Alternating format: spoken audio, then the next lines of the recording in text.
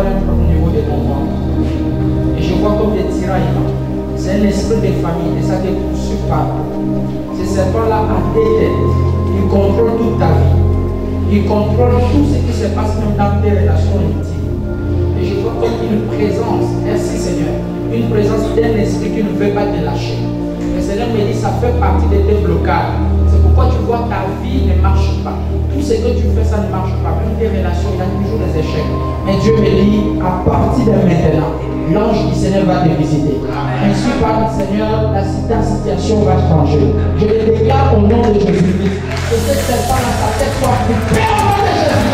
Reçois la délivrance.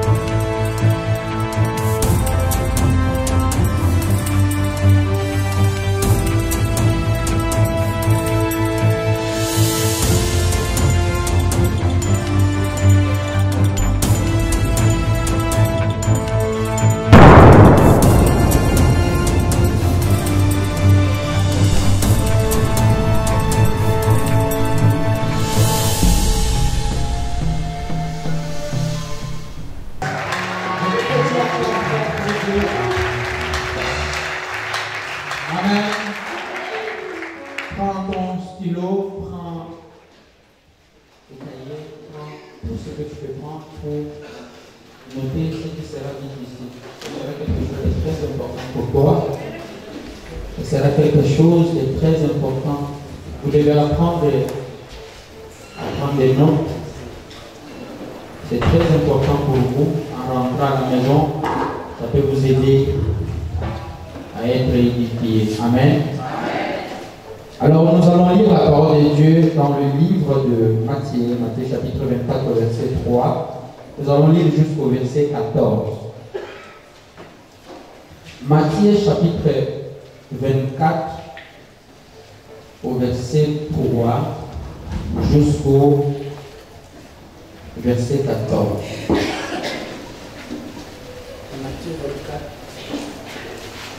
Matthieu chapitre 24 au verset 3 jusqu'à 14.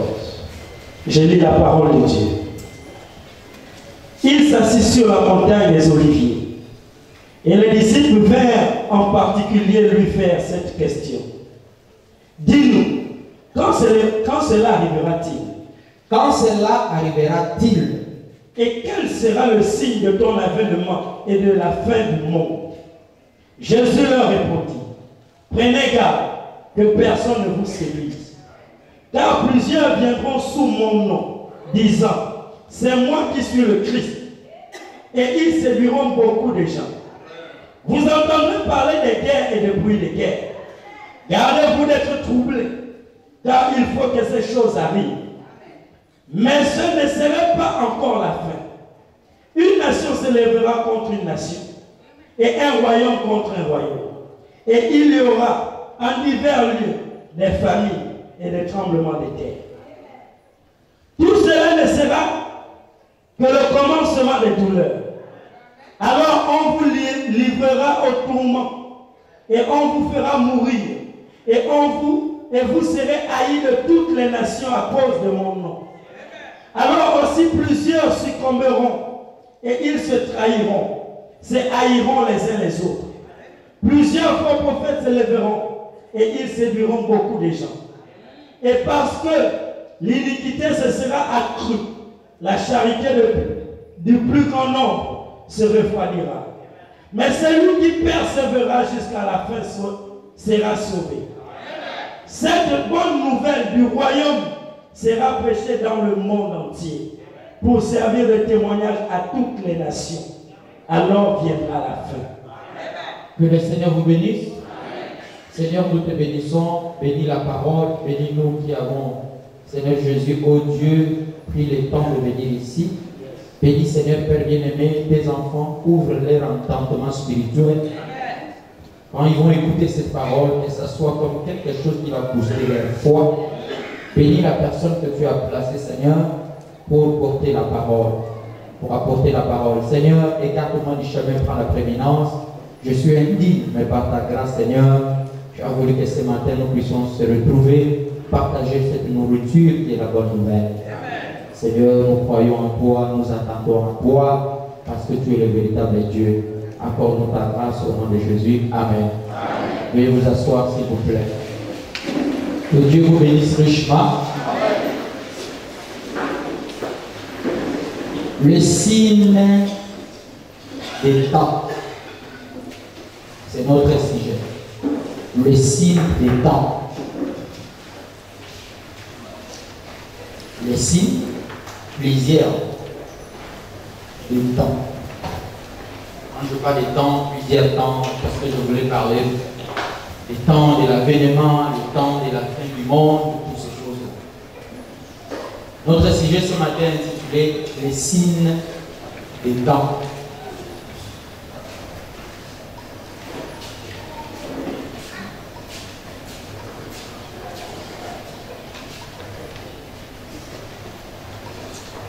Le signe des temps. D'abord, quand vous regardez bien, vous allez comprendre que chaque jour nous voyons l'apparition du soleil. Amen. Amen. Le soleil apparaît chaque jour. Il y a un moment, quand le soleil apparaît, il y a la lumière qui apparaît. La lumière fait fuir les ténèbres. Après, quand le soleil se couche, les ténèbres envahissent les mondes. Vous comprenez? C'est-à-dire Dieu a essayé de scinder la nuit et le jour. C'est pourquoi dans Genèse, il est écrit que la lumière soit et la lumière fut. Donc, ce qui veut dire qu'avant, il n'y avait pas la lumière. Il n'y avait que les ténèbres. Tu peux dire amen.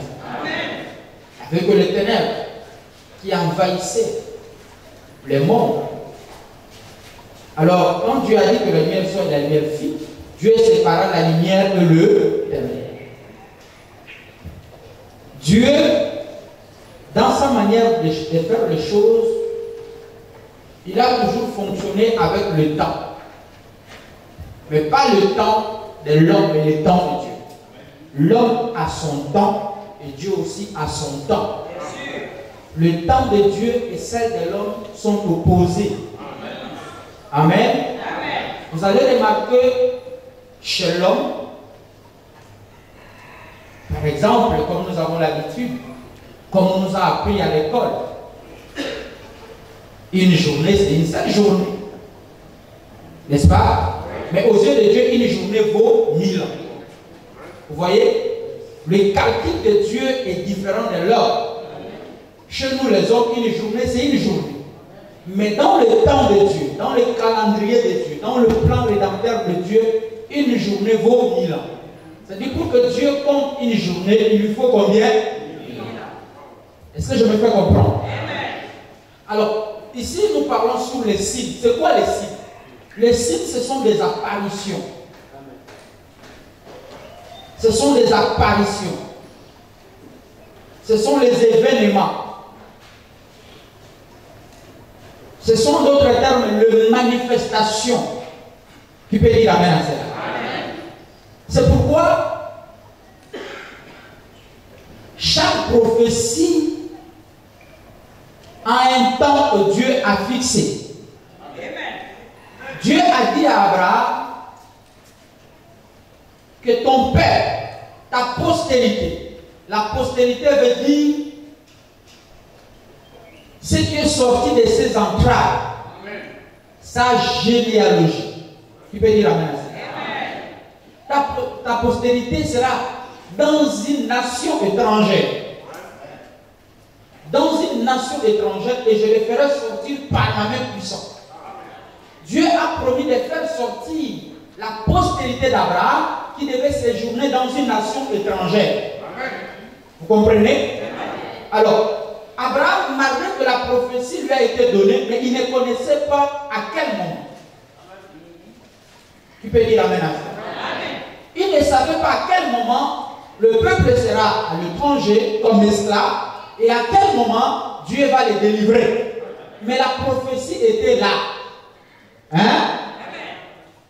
Alors, comme la parole de Dieu n'échoue pas, Dieu amène sa parole vers l'accomplissement de la prophétie. Parce que dans le plan de Dieu, Dieu fait sortir une nation dans une nation. Dieu fait sortir une épouse dans une église. Je ne sais pas si vous avez compris. Israël est sorti dans une nation pour aller dans une autre. Et aujourd'hui, Dieu nous fait sortir dans une église pour nous amener à être son épouse. Ce qui veut dire simplement que nous vivons dans le temps et les signes du temps. Hein? Le temps que nous vivons, on appelle ça le temps messianique. Et le temps messianique a aussi les signes messianiques. Regardez. Jean-Baptiste avait le signe de qui était le Messie, de comment il devait être. Que le signe que cet homme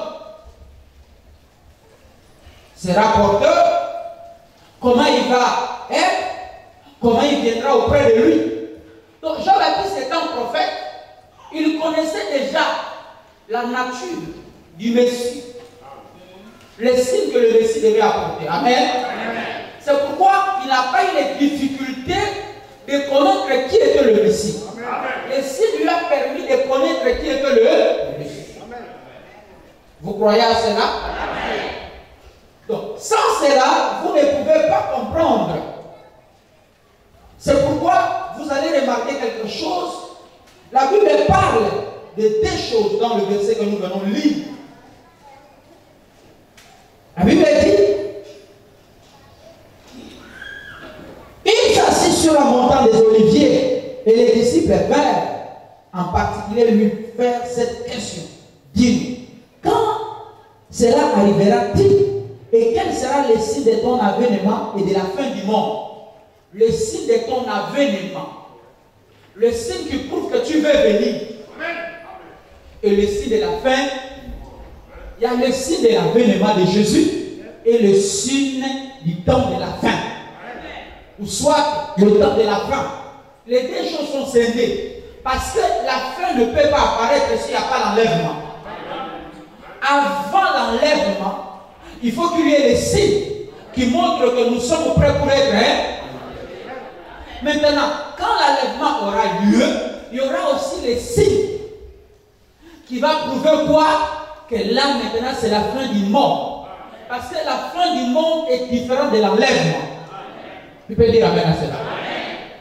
Jésus a répondu à la question, il dit, Jésus a répondu, prenez garde. Prenez garde veut dire soyez prudents. Préparez-vous. Veillez. Veillez. C'est pourquoi les 10 vierges, la Bible dit, 5 étaient folles et 5 étaient sages.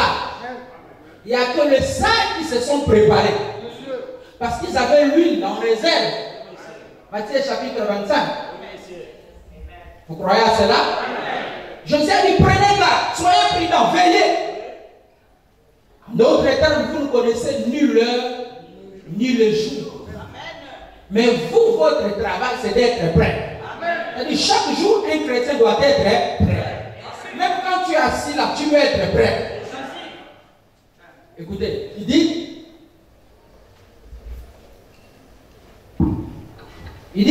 prenez garde que personne ne vous séduise, car plusieurs viendront sous mon nom, disant c'est moi qui suis le Jésus. Ok, écoutez-moi bien.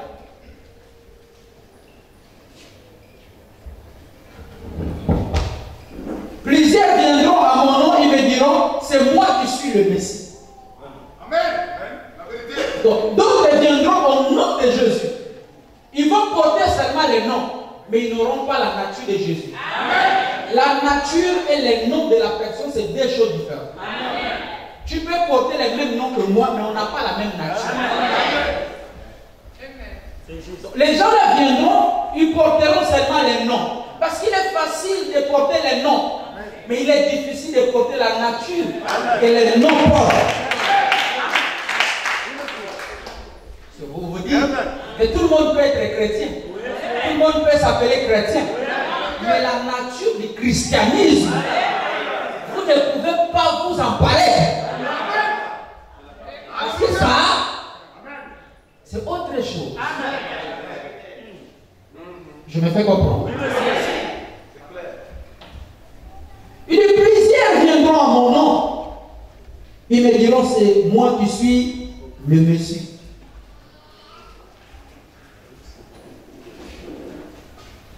Ou c'est moi qui suis le Christ. Et ils séduiront beaucoup de gens. Ah, la Bible dit, ils séduiront beaucoup de gens. C'est quoi la séduction?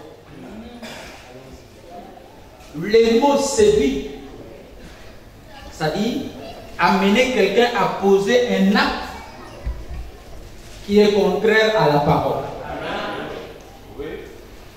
Vous comprenez? Tu peux séduire quelqu'un à adorer un Dieu étranger. La séduction n'est pas seulement poser un acte sexuel, mais on peut séduire aussi quelqu'un pour s'adhérer à quelque chose qui est l'antichrist.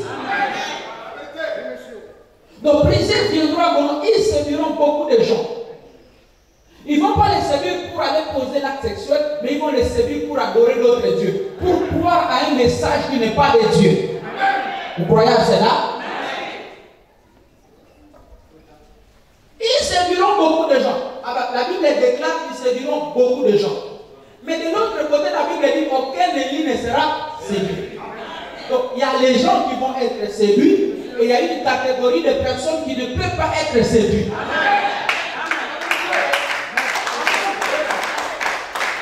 Est-ce que je me fais comprendre? Donc, remarquez. La Bible dit, voilà là où il y a un peu la confusion. Dans, je crois, Ésaïe chapitre 7 au verset 14, rapidement, on va voir quelque chose. Selon vous allez comprendre qu'à chaque fois Dieu vient, il se cache. La nature de Dieu, il se cache, mais il se révèle dans la simplicité. La première des choses, quand Dieu vient, il se cache d'abord. Il se cache pour que les incrédules ne le voient pas. Il se révèle pour que sa sémence le voie. Ésaïe chapitre 7 à partir du verset 14. Oui. C'est pourquoi le Seigneur lui-même vous donnera un signe. C'est pourquoi le Seigneur lui-même vous donnera un signe.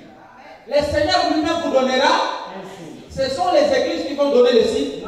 Ce sont les pasteurs. Hein?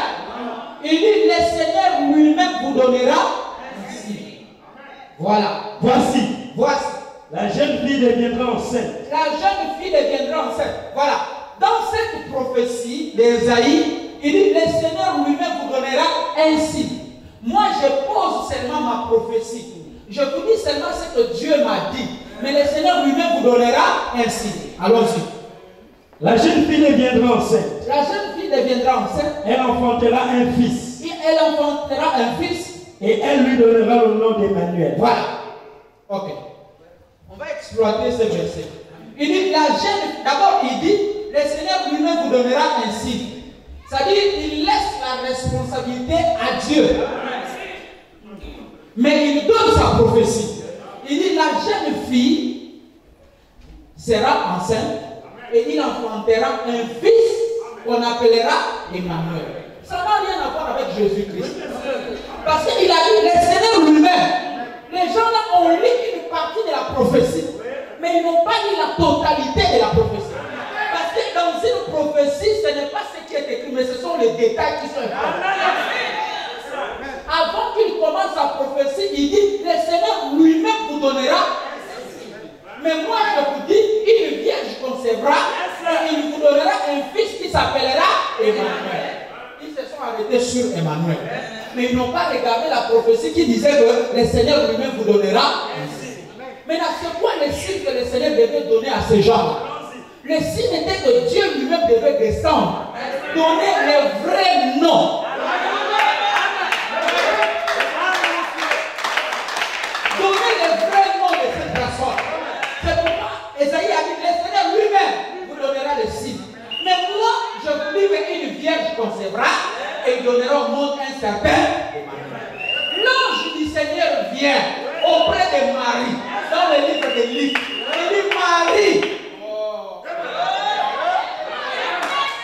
Marie, tu as trouvé grâce aux yeux de Dieu. L'enfant qui naîtra de toi s'appellera Jésus. Maintenant, la prophétie où Esaïe a dit que le Seigneur lui-même vous donnera un signe. L'ange qui était descendu était le signe du Seigneur pour donner le vrai nom d'Emmanuel. Quelqu'un peut dire amen à cela? Nous sommes une église prophétique. L'église prophétique, c'est une église, tout ce qui est dit est très important. Et à vérifier. Et à discerner. On est prêt à encaisser, mais on n'est pas prudent pour discerner. C'est pourquoi la Bible dit discerner les esprits. Donc même les esprits, on peut les discerner. Savoir si ça vient de Dieu ou ça ne vient pas de Dieu. C'est facile de discerner un esprit. Mais pour discerner un esprit, il faut que tu entres en esprit. On ne peut pas discerner un esprit si tu es charnel. On ne discerne pas l'esprit dans le corps charnel. Comme c'est l'esprit, il faut que tu sois aussi esprit. Je me fais comprendre. Les gens ont gardé seulement Emmanuel, Emmanuel, Emmanuel.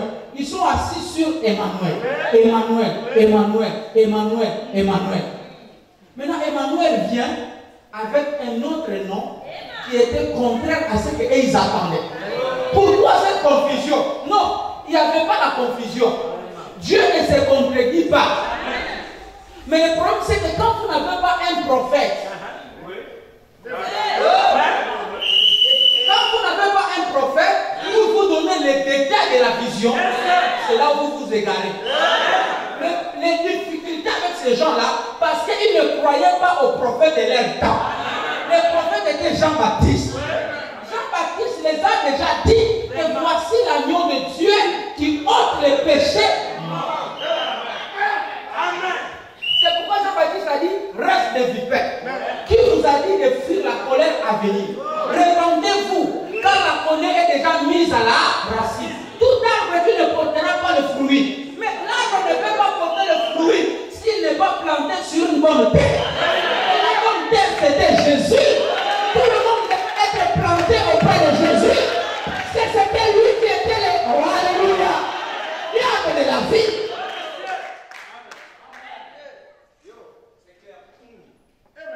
Je me fais comprendre? C'est clair? Nous sommes une église prophétique. Et nous croyons à tout ce qui est la parole.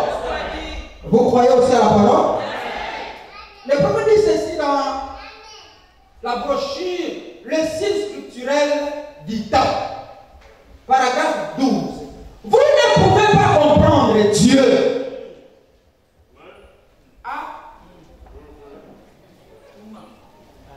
Dieu, on ne le comprend pas. Amen. Dis à ton voisin, on ne comprend pas Dieu. Mais on fait quoi? On le croit. On le croit. On ne comprend pas Dieu, mais on le croit. Comprendre Dieu et croire Dieu, c'est deux choses différentes. On comprend une matière. On part à l'école, le professeur vous apprend, vous comprenez la matière. Mais on ne comprend pas Dieu. Dieu, on le croit. C'est pourquoi la Bible tout entière parle de la foi, en commençant par Dieu lui-même. Vous comprenez? Il dit, le prophète dit, vous ne pouvez pas comprendre Dieu. Il vous faut vous asseoir à ses côtés et en parler. Ôtez vos souliers pour ainsi dire. Déposez votre instruction par terre. Regardez droit dans la parole. Et dites, peu importe ce que quelqu'un d'autre dit, tu as promis cela ici pour ce jour. C'est la vérité. Moïse a ôté ses souliers. Amen. Moïse a ôté ses souliers. Les souliers de Moïse, c'était le signe de l'incrédulité. Les souliers de Moïse représentent l'incrédulité. Dieu a dit à Moïse de ôter ses souliers, d'ôter l'incrédulité. L'incrédulité, quand vous êtes incrédule, même si la parole de Dieu est prêchée comment, vous n'allez pas comprendre. C'est pourquoi la première des choses que Dieu a demandé à Moïse, il dit ôte tes souliers. Non, mais il voulait avancer avec ses souliers. Mais Dieu lui a dit enlève les souliers et les types de l'incrédulité. Quand vous entrez dans la maison de Dieu, enlevez vos pensées. Sortez des pensées négatives. Entrez avec la dimension de la foi. Même si elle est petite comme les grains de s'élever, appliquez cette foi-là. Ça va grandir au fur et à mesure que vous écouterez la parole. Donnez-moi un amen pour que j'avance. Le temps où nous vivons, la Bible dit, beaucoup de gens, leur foi refroidiront. Ce qui veut dire, voilà la période de coronavirus, la foi de plusieurs a refroidi. Beaucoup de gens, leur foi ont refroidi à cause des problèmes, à cause des situations qu'ils traversent.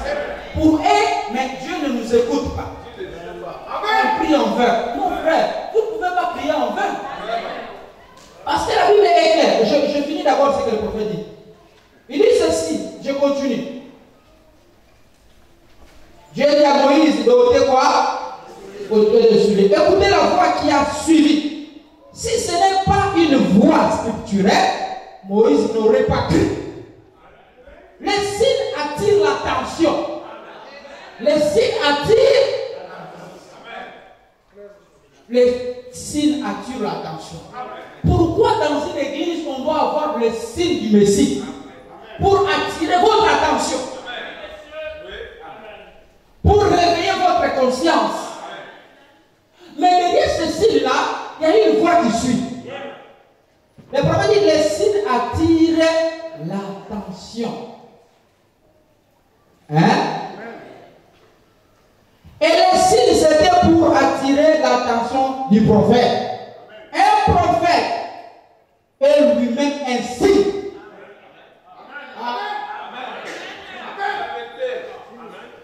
Le prophète dit un prophète est lui-même, il est lui-même aussi la parole. Oui. Le prophète veut dire l'interprète de la parole. Il est aussi lui-même. Il dit un prophète est lui-même un signe. Chaque fois que Dieu envoie un prophète, faites attention. Le jugement suit cela. Donc quand un prophète vient, c'est qu'il y a un jugement. Dieu ne peut pas juger une nation sans un prophète. Sans d'abord envoyer un. Le prophète est le signe qui montre que le jugement est proche. Qui a compris? Qui a compris? Le message de ce temps de la fin, le message de William Marion Branham est le signe que le jugement est proche. Parce que le jugement ne commence pas partout. Le jugement commence à la maison. Amen.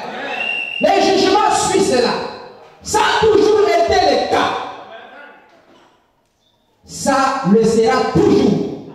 Il n'y a pas d'échappatoire. Cela passe juste par-dessus la tête des gens. Ils ne reconnaissent jamais cela jusqu'à ce qu'il soit trop tard. Il n'est pas étonnant que Jésus ait dit: vous construisez les tombeaux des prophètes, vous les blanchissez, et c'est vous qui les avez mises. Vous blanchissez les tombeaux du prophète ou des prophètes. Vous les construisez. Mais ce sont les mêmes prophètes-là qui ont donné des prophéties de la personne qui est en face de vous. Vous êtes content de blanchir. Vous êtes content d'embellir. Vous êtes content, n'est-ce pas, de croire à ce prophète-là. Mais vous ne croyez pas à la personne que le prophète a parlé. Ils étaient contents, ces gens-là, de dire que Moïse a dit, de dire que, écoute, Esaïe a dit, Jérémie a dit. Mais Jérémie a parlé de la part du Seigneur. Jérémie a parlé de ma part. Moïse a parlé de moi. Esaïe a parlé de moi. Vous êtes fiers de voir vos prophètes dans des tombes. Mais les prophètes là, ils ont parlé de moi. C'est ce que Jésus voulait leur dire. Mais c'est la même chose aujourd'hui. Nous croyons au Dieu avec Moïse. Oh Dieu était avec Abraham. Oh Dieu était avec Paul. Mais attendez, frère. Le même Dieu là, qui était avec Paul, c'est le même Dieu qui était avec William Branham. C'est le même Dieu qui vous parle ce soir. Il n'a jamais changé. Nous vivons au-dessus du temps de la fin. Mais avant cela, nous avons vu plusieurs signes. Dieu a dit à Noé, Noé construit l'arche. Le message de Noé, c'était l'arche. L'arche était un message venant de Dieu. Mais ce message-là était mal compris. Les gens ne pouvaient pas comprendre. Pourquoi? Parce qu'ils avaient déjà en eux, n'est-ce pas, cette pensée, la pluie n'existait pas. Mais Noé lui-même avait déjà fait une réunion avec Dieu. Il savait ce qui devait se passer. Noé était seulement le porteur du message.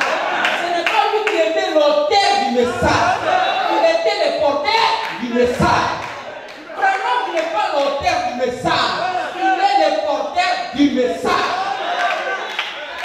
Élie que vous voyez n'est pas l'auteur du message. Il est le porteur du message. Je veux que vous transmettre ce qui va se passer. Je veux que vous transmettre, la Bible dit, plusieurs succomberont. Leur foi refroidiront. La Bible dit ceci, dans les derniers jours, les gens seront fanfarons, orgueilleux, hautains, blasphémataires, calomniateurs, amis de l'argent, aimant le plaisir plus que Dieu. Est-ce que nous ne voyons pas? Les gens aiment le plaisir plus que Dieu. Les gens aiment l'argent aujourd'hui plus que Dieu. Les gens aiment leur travail plus que Dieu. Les gens aiment l'habillement plus que Dieu. Les gens aiment la beauté plus que Dieu. Les gens aiment tout plus que Dieu. Dieu n'est même pas à la seconde place. Dieu est à la dernière place. C'est-à-dire que l'église dit à quelqu'un, si je ne parle pas à l'église, je me sens l'aise, je ne me sens pas condamné. Oh, un enfant de Dieu rempli du Saint-Esprit, né de nouveau, quand il manque à l'église, il a brisé, n'est-ce pas, la communion avec Dieu. Il a brisé la communion avec Dieu. Les gens sont devenus beaucoup plus des gens qui jugent. La foi de plusieurs feront quoi? Le froidure. Hein? Écoutez, Luc chapitre 11 au verset 29 jusqu'au verset 30. Luc chapitre 11 verset 29 au verset 30 jusqu'au verset 30. Il dit? Luc chapitre 29? Non. 11. À partir de 29, 9 à 30. Qui est distrait, c'est ça les conséquences de venir en retard. Je lis la parole de Dieu. Vous devez savoir que quand vous avez une responsabilité à l'église, bref, il faut dormir à l'église. Allons-y. Il dit Simon, Luc chapitre 11 au verset 29. Comme le peuple s'amassait en foule, il se mit à dire, cette génération est une génération méchante. Cette génération, ça c'est Jésus qui parle. Il dit cette génération est une génération méchante. C'est quoi la génération méchante? Une génération qui bannit la parole de Dieu, qui ne croit pas à la parole, qui écoute la parole de Dieu et qui ne fait pas attention. Une génération méchante. Elle demande un miracle. Elle demande un miracle. Il ne lui sera donné d'autre miracle que celui de Jonas. Jésus était un miracle. Mais il ne voyait pas. Il cherchait un miracle. Or Jésus lui-même était un miracle. La naissance de Jésus déjà, c'était un miracle. Car de même que Jonas fut un signe pour Ninive, de même le Fils de l'homme en sera pour cette génération. La reine du Midi s'élèvera au jour du jugement avec les hommes de cette génération. Voilà. Et elle condamnera. Elle condamnera. La naissance de Jésus, c'était une naissance surnaturelle, miraculeuse. Parce que par une vierge, Jésus est venu. Mais ces gens-là demandaient encore un signe. Jésus a dit, une génération méchante qui demande un signe, qui demande un miracle. Il vous sera donné un miracle comme celui de Jonas. Jonas qui a fait combien? 3 jours dans le ventre des poissons. Le même Jésus fera 3 jours. D'accord? Et le 3e jour. Mais quand vous ne croyez pas à ça, la reine de Midi s'élèvera. Vous connaissez la reine de Midi? C'est qui? La reine de Midi, c'est la reine de Séba. La reine de Séba qui a reconnu les dons de Salomon, qui a quitté l'Éthiopie pour Israël. Il n'a pas pris l'avion, il a pris les chameaux. Au désert, il a traversé. Imaginez quitter l'Éthiopie jusqu'en Israël.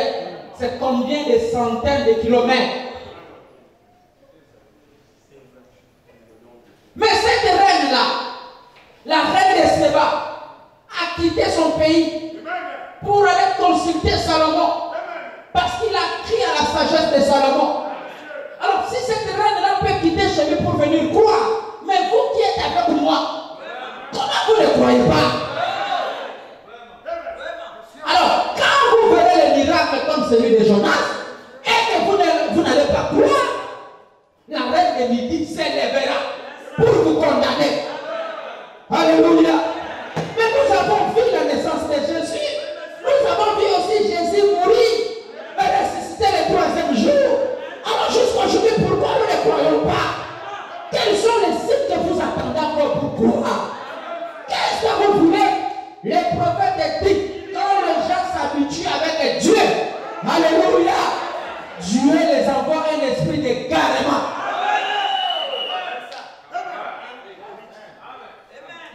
On ne prend pas Dieu comme un nom.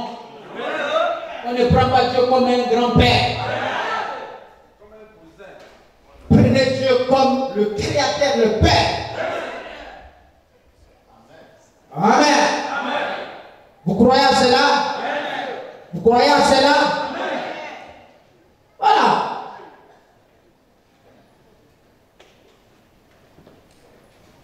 Timothée, chapitre 4, verset 3. De Timothée. Notre sujet c'est quoi?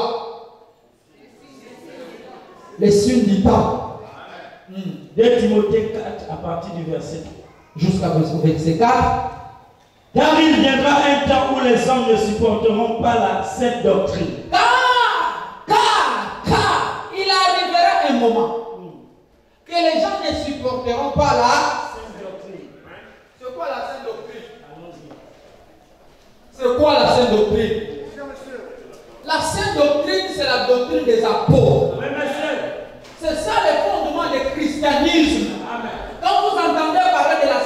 doctrine, c'est la doctrine des apôtres.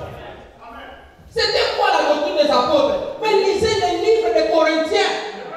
Corinthiens était une église qui a trouvé le ministère de Paul. Oui, monsieur. Parce que dans cette église-là, on voyait tout. Dans l'église de Corinthiens, on pouvait voir un enfant qui sort avec sa mère. On pouvait voir un frère qui sort avec sa propre soeur. On pouvait voir les gens qui adorent, mais qui consultent les ganas. On pouvait voir les gens qui adorent, mais en même temps ils sont dans l'ivresse. Alors Paul est venu avec un message pour parler à Corinthiens. Et il a redressé les Corinthiens. Dans l'église de Corinthe, les gens qui adoraient, mais leur manière de s'habiller était tellement différente. Mais ils se disaient qu'ils sont chrétiens. C'est pourquoi la Bible dit il y aura un temps où les gens ne vont pas supporter la sainte doctrine. Voilà. Mais ayons la témoignage pour entendre des choses agréables. Ayons les goûts, les désirs d'entendre les choses. C'est-à-dire que ce n'est pas des choses que Dieu veut, mais les choses qu'elle-même veut. Ce n'est pas les choses que Dieu veut, c'est ce qu'elle veut. C'est-à-dire nous voulons qu'il nous prêche comme ça. Nous voulons qu'il nous enseigne comme ça. Nous voulons qu'il soit comme ça. Donc les gens vont eux-mêmes se choisir un groupe de... Un groupe de quoi? Ils vont se choisir un groupe... Les faux docteurs. Ils vont se choisir des groupes de faux docteurs. C'est-à-dire des pasteurs eux-mêmes. Ils vont se faire des pasteurs. Mais c'est ce que nous faisons ici. Quelqu'un qui était avec vous, qu'on n'a jamais consacré, il était assis ici au bas, parce qu'il a prêché ici, et il s'est dit je suis pasteur. Et vous aussi vous les suivez.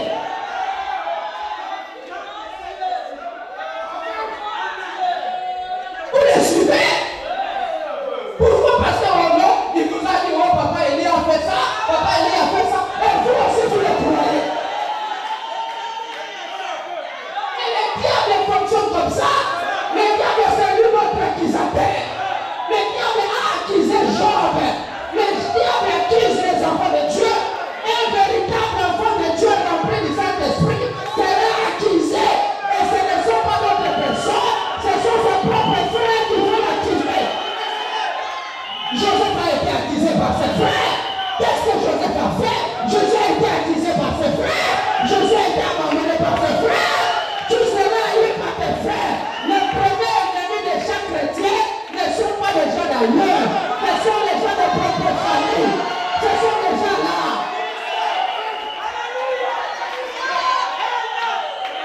Mais tu étais ici. On ne t'a même pas consacré. On ne t'a même pas imposé la main. C'est parce que tu as prêché ici. Les gens ont dit amen. Ah, moi aussi. C'est parce que tu as prophétisé une prophétie. Tu dis que je suis pasteur. Et vous aussi vous les suivez.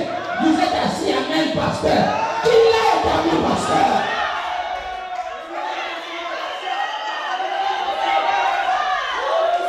Qui l'a établi pasteur? Le pastorat ce n'est pas un diplôme qu'on donne à quelqu'un. Vous partez au lycée Léon là-bas, vous présentez le bac, et on vous compte, et à la fin vous avez 15%, 15 sur 20, vous avez je ne sais pas 18 sur 20, et après vous dites bon maintenant, vous êtes pasteur. Ça ne se passe pas comme ça. C'est Dieu qui choisit, c'est Dieu qui appelle, c'est Dieu qui établit, c'est Dieu qui dispose, c'est Dieu qui fait son choix, et le choix de Dieu n'a jamais été un faux choix. Dieu ne commet pas l'erreur en choisissant ses serviteurs. Dieu ne commet pas l'erreur en choisissant ses hommes. Dieu ne commet pas l'erreur en choisissant ses enfants. Dieu ne commet pas l'erreur en donnant le Saint-Esprit à ses enfants. Donnez-moi un amen à toi. Donnez-moi un amen. Donnez-moi un amen. Donnez-moi un amen. Si toi tu crois que Dieu t'a donné le Saint-Esprit et qu'il s'est trompé, Dieu ne se trompe pas. Dieu ne peut pas te sauver aujourd'hui pour te perdre demain. Dieu ne peut pas t'amener dans le message de Branham pour que le lendemain tu retournes à la demeure. Si tu retournes à la demeure, c'est qu'au départ, tu n'as pas la sémence de Dieu.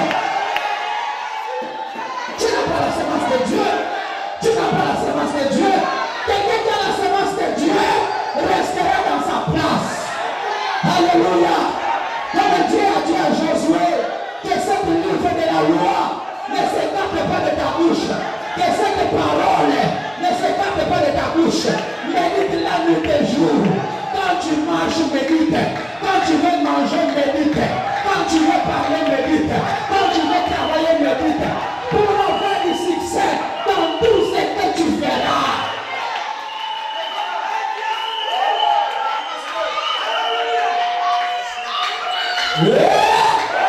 Les gens se choisiront des prophètes, des docteurs selon leur cœur. Ah, frère, on veut de toi, tu nous encadres. On veut de toi, tu nous enseignes. On veut de toi, tu sois notre pasteur. C'est vous qui l'avez choisi. Ce n'est pas Dieu. Le choix de l'homme échoue toujours. Même si vous commencez bien, mais vous n'êtes pas loin. Vous allez vous arrêter quelque part. Vous allez bloquer quelque part. Parce que Dieu n'est pas là. Dieu n'est pas là. Dieu n'est pas là. Mais ce qu'il commence, oh, je bénis le Seigneur. Depuis que je suis venu dans cette ville, aucun pasteur, je défie un pasteur qui dira que le pasteur Elie a divisé mon église. Vraiment, il dit, une église qui commence par une division, cette église et les gens qui sont dedans ne vont jamais prospérer. Donnez-moi la main. Je n'ai jamais divisé l'église de quelqu'un. Alléluia. J'ai commencé par un esprit du Seigneur. C'était une personne, après 2 personnes, 3 personnes, 5 personnes, 10 personnes. Aujourd'hui, nous sommes des milliers. Oui, parce que ça a commencé avec Dieu. Tout ce qui commence par Dieu, c'est Dieu qui conduit, c'est Dieu qui bénit. Comme Dieu est ici dans ces lieux, là où Dieu est, que la solution te soit accordée. Que le miracle t'accompagne. Que la joie soit avec toi. Que ta vie change. Même s'il y a une malédiction dans ta famille, que cette malédiction soit annulée sans effet. Que les gens qui te combattent échouent. Que tes ennemis échouent. Les sorciers de ta famille échouent. La maladie échoue. Les échecs échouent. Tu seras la tête et non la queue. Tu vas monter. Cette année, tu vas monter. Tu ne vas pas descendre. Personne ne va te bloquer le chemin. Aucun démon, aucun sorcier, aucun magicien. Ta vie est protégée. Ta vie est gardée.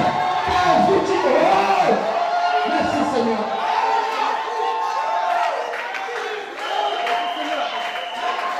Je me sens bien ce matin. Je me sens bien. Vous avez le pouvoir. La parole vous donne le pouvoir. La Bible déclare. Alléluia. C'est pourquoi, même quand les gens prient, je peux parler. Je peux parler. Je peux parler. Un chrétien rempli du Saint-Esprit n'a pas peur de la mort. La mort n'est pas une promesse. N'a pas peur de combat. Nous sommes formés pour combattre. Nous sommes des vrais soldats. Nous sommes des vrais soldats. Des vrais colonels. Des vrais généraux. Des vrais capitaines. Qui peut dire amen à cela? Nous ne combattons pas pour la victoire. Nous combattons dans la victoire. Et dans Jésus-Christ, nous sommes vainqueurs. Nous sommes plus de vainqueurs. Que le Seigneur vous bénisse. Acclamons pour le Seigneur.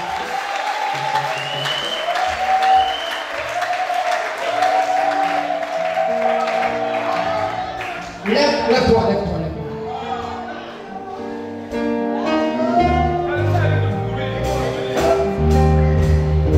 Lève-toi, lève-toi. Lève ta main, je veux que tu chantes avec moi. Alléluia, Jésus.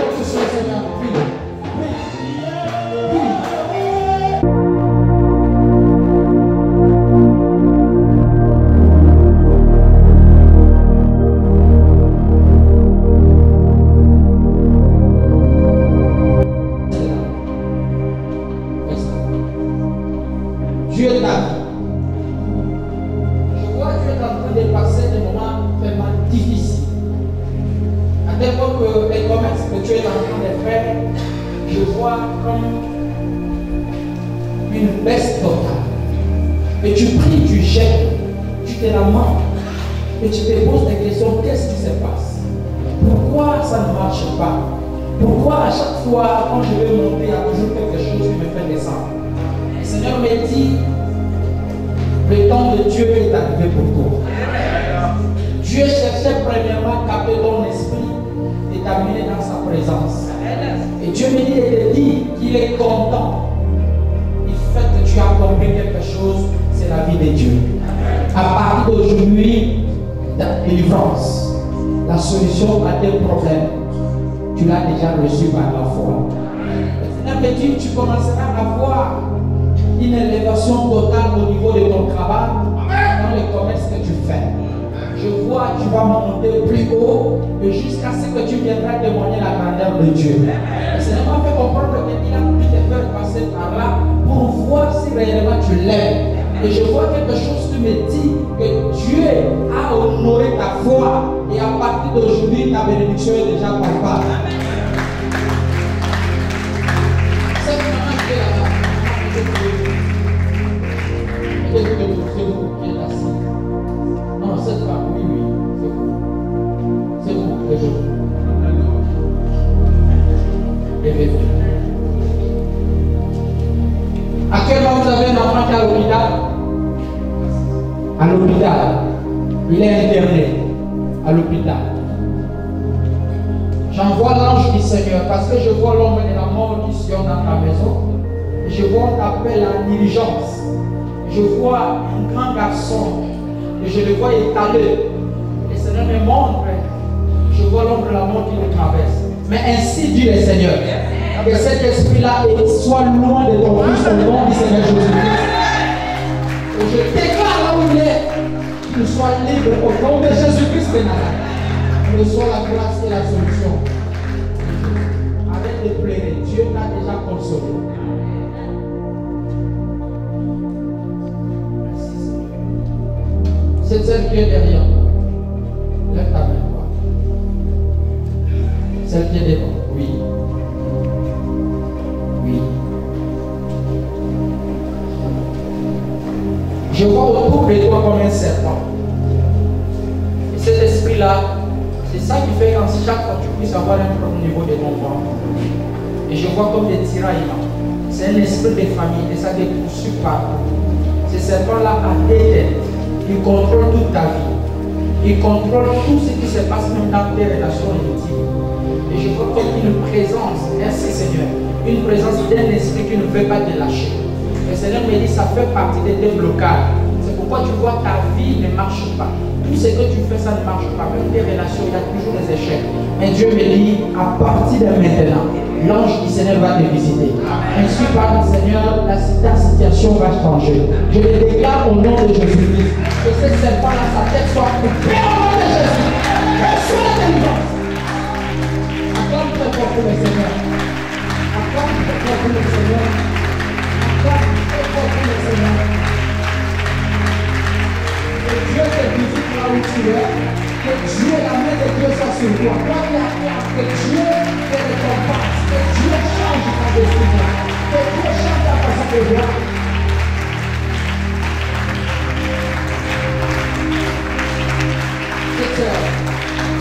C'est ça. Crois en Dieu, tu es malade.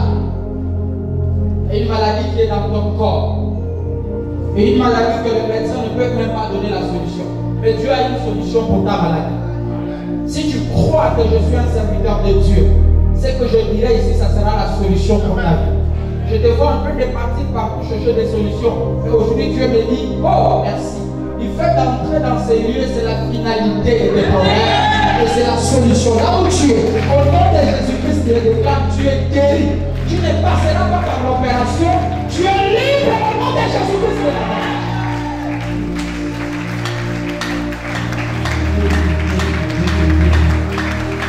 Le Seigneur est merveilleux. Est-ce que tu peux l'acclamer pour lui?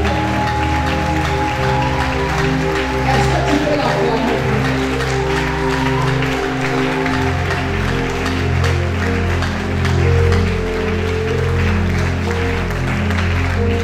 Cette sœur-là,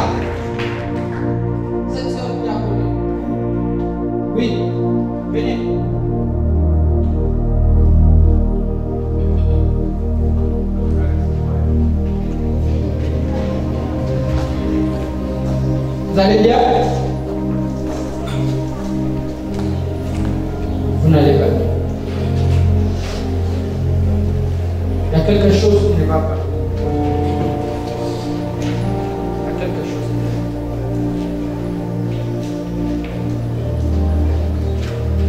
Votre mari,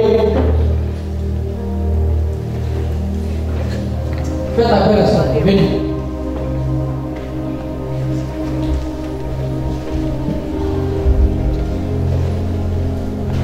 Ça fait combien de temps que vous l'avez pris comme femme? Ça fait 15 ans que vous êtes ensemble. Elle est au pays. Il y a combien de temps qu'elle est au pays? Elle a fait 6 ans. Vous avez eu combien d'enfants avec vous? Un enfant est décédé. C'est pourquoi je vous ai appelé ici. Ce n'est pas fini. Ce n'est pas fini. Le Seigneur me dit, le décès de cet enfant vous a donné des troubles jusqu'à ce que vous êtes allé consulter. Vous êtes allé consulter un là-bas, n'est-ce pas? Le Seigneur me dit ceci, il y a quelque chose qui se passe dans la famille de cette femme. Dieu me dit, vous avez défié son nom parce qu'il y a un lien, il y a une coutume dans sa famille. C'est-à-dire, elle, c'est une femme qui devait rester avec les vaudous de sa famille. Le Seigneur me dit, l'enfant qui est mort, c'était le fruit d'un sacrifice. Parce qu'elle a un corbeil mystique, c'est son nom qu'elle a porté. C'est pourquoi vous voyez, depuis que vous êtes ensemble, même ta vie ne marche pas. Le problème d'argent pour toi est devenu compliqué. Tu vas des échecs en échecs. C'est-à-dire, dès que tu es là, le Seigneur me dit, pendant que tu es avec cette femme au lit, tu n'es pas seul. Il y a la présence de quelqu'un qui est au milieu. Et tu as déjà senti ça. Le Seigneur me dit la raison à laquelle quand tu sors le matin, tu pars au travail, tu te sens comme si, c'est-à-dire tout ce que tu peux toucher, tout ce que tu peux toucher, ça ne peut pas parce qu'on les réclame. Dans sa famille, on les réclame. Toi, tu as défié son oncle. Mais aujourd'hui, tout ce qui est révélé est condamné.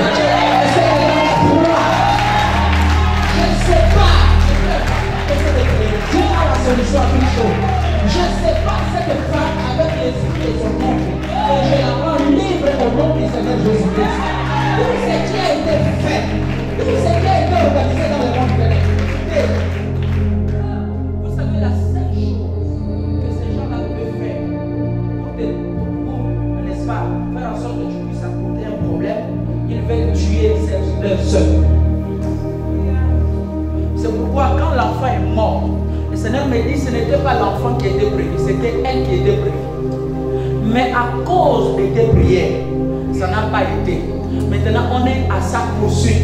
Quand elle dort la nuit, je vois la présence de quelqu'un qui vient, merci, avec un couteau pour pouvoir lui faire du mal. Mais le Seigneur me dit à partir d'aujourd'hui, je prends le paix et le paix de la parole. Je vous sépare avec ce bras et je déclare votre délivrance. Au nom de Jésus-Christ de Nazareth. Soyez libre. Acclamons pour le Seigneur. Acclamons pour le Seigneur. Acclamons pour le Seigneur.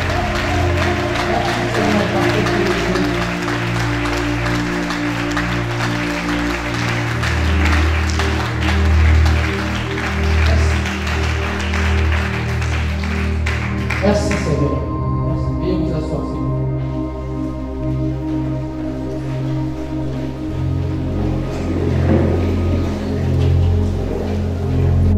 Il s'assit sur la montagne des Oliviers, et les disciples vinrent en particulier lui faire cette question. Dis-nous quand cela arrivera-t-il, et quel sera le signe de ton avènement et de la fin du monde? Jésus leur répondit, prenez garde que personne ne vous séduise, car plusieurs viendront sous mon nom disant, c'est moi qui suis le Christ, et ils séduiront beaucoup de gens. Vous entendrez parler de guerre et de bruit de guerre, gardez-vous d'être troublés, car il faut que ces choses arrivent, mais ce ne sera pas encore la fin. Une nation s'élèvera contre une nation, et un royaume contre un royaume, et il y aura en divers lieux des famines, et des tremblements de terre. Tout cela ne sera que le commencement des douleurs. Alors, on vous livrera au tourment, et l'on vous fera mourir, et vous serez haïs de toutes les nations à cause de mon nom. Alors, aussi, plusieurs succomberont, et ils se trahiront, se haïront les uns les autres. Plusieurs faux prophètes s'élèveront, et ils séduiront beaucoup de gens. Et, parce que l'iniquité se sera accrue, la charité du plus grand nombre se refroidira. Mais celui qui persévérera jusqu'à la fin sera sauvé. Cette bonne nouvelle du royaume sera prêchée dans le monde entier pour servir de témoignage à toutes les nations. Alors viendra la fin. C'est pourquoi, lorsque vous verrez l'abomination de la désolation dont a parlé le prophète Daniel établie en lieu saint,